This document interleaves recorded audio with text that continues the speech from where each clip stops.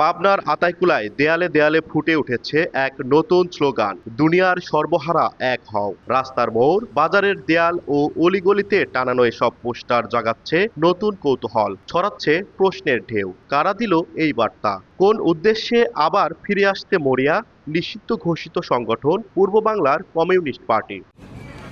এক দশকেরও বেশি সময় পর হঠাৎই সর্বহারাদের মাঠে নামার উদ্দেশ্যে পোস্টার লাগানোর কারণে আতঙ্কের মধ্যে রয়েছেন পাবনাবাসী। স্থানীয়রা জানান, একদন্ত লক্ষ্মীপুর, বৃহস্পতিপুর, ভুলবাড়িয়া, তেবাড়িয়া, শ্রীপুর, শিবপুর, শরৎগঞ্জ, ধানুয়াঘাটা, বালুঘাটা, আয়নগঞ্জ, হাদল, ধুলাউড়ি সহ বিভিন্ন বাজারের গুরুত্বপূর্ণ স্থানে পোস্টার টানানো হয়। পোস্টারে সর্বহারার সমাজতন্ত্র কায়েমের পাশাপাশি স্থানীয় তাঁতশিল্প রক্ষার করার কথা বলা হয়েছে। হঠাৎই এমন পোস্টার আতঙ্কে চিন্তিত হয়ে উঠেছেন পাবনাবাসী। নতুন রিন গভীর থেকে পরিষ্কার করে কাপড়কে রাখে নতুনের মতো উজ্জ্বল। নতুন রিন অ্যাডভান্স পাউডার। আমাদের কোনো ক্ষতি তো করেন নাই, আবার কি আবার এগুলি আবার কি হবি না হবি, ওইটা হইলে আবার এইরকম একটু আতঙ্ক। অনেকদিন ছিল না বিধায় মনে করেন যে আমরা এটা কখনো ভাবি নাই। এখন সবাই সকালে দেখছে যে আসলে এই পোস্টারটা লাগানো, আর কি জন্য লাগাইছে বা কোন কারণে লাগাইছে তারা নিজেরাই জানে। কাগজটা লাগানোর জিনিসটা আপনারা তত্ত্বলেন জিনিসটা কে করলি কত বছর আমরা তো জানেন, আমি তো খেয়ার মাফি হানে আমি ওই সকালে আসি, সন্ধ্যা লাগলে আটকা দিয়ে চলে যাই। এই টাকা পয়সা সব ধরে শুনি, আমরা জানিনি, আমার কাছে কোনো দিন আসে, আমার কোনো সমস্যা হয় না। চরমপন্থীরা যাতে ফিরে না আসে সে বিষয়ে সরকার এবং আমাদের স্বরাষ্ট্রমন্ত্রী এ বিষয়ে কোনো পদক্ষেপ নেবে। আমরা এলাকাবাসী সহ সবাই সতর্ক, যারা লোকজন আছে সবাই এ বিষয়ে আশাবাদী।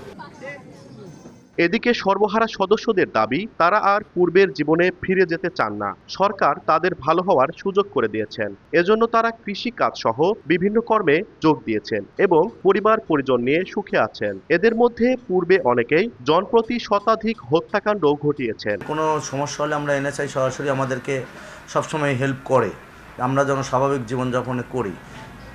এখন বিগত ঈদের কয়েকদিন আগ থেকে দেখা যাচ্ছে অঞ্চলে বামপন্থী লাল পতাকার কিছু পোস্টার দেখা যাচ্ছে। আমরা যারা স্বাভাবিক কিছু মানুষ বাকি ছিল তারা স্বাভাবিক জীবনে চলে আসছি, আসার পর থেকে এই ধরনের কোনো কার্যক্রমের সাথে নেই। তবে আমরা চাই যারা বিপদগ্রস্ত পথে যেতে চাচ্ছে প্রশাসন সঠিকভাবে তদন্ত করে আমরা যারা এই বিপদগ্রস্তের মধ্যে থেকে বাড়া আসছি, কোনো মানুষের ষড়যন্ত্র যেন আমাদের কোনো বিপদগ্রস্ত থেকে যারা এনএসআই কর্তৃক বা র্যাব কর্তৃক সিলিন্ডার হয়েছে তারা যেন আর বিপদে না পড়ে। এটা যেন সরকার যার যথাযথ ব্যবস্থা নেয়, যাতে আমরা যারা সিলিন্ডার করছি আমরা খুব আরাম আয়েসে জীবনযাপন করছি, আমরা খুব ভালো আছি। এভাবে পোস্টার টানিয়ে কোনো অপকর্মের সুযোগ নেই বলে জানান জেলা পুলিশের শীর্ষ কর্মকর্তা। একটা পক্ষ এটার মাধ্যমে ভীতিকর পরিবেশ সৃষ্টিমান তাদের ইল ইন্টেনশন বাস্তবায়নের চেষ্টা করতে পারে। বাট আমরা যেটা করছি, আমরা এটাকে সিরিয়াসলি মাথায় নিয়েছি।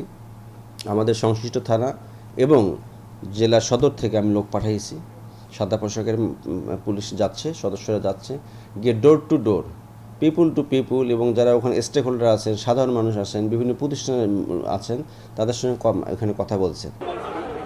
1999 সালে পাবনা সহ উত্তরাঞ্চলের বিভিন্ন জেলায় সক্রিয় চরমপন্থী সদস্যরা আত্মসমর্পণ করেন। এছাড়া সর্বশেষ 2019 সালের 9 এপ্রিল পাবনায় সাবেক স্বরাষ্ট্রমন্ত্রী আসাদুজ্জামান খান কামালের কাছে 595 জন চরমপন্থী আত্মসমর্পণ করেন। সবুজ মোল্লা, সময় সংবাদ, পাবনা।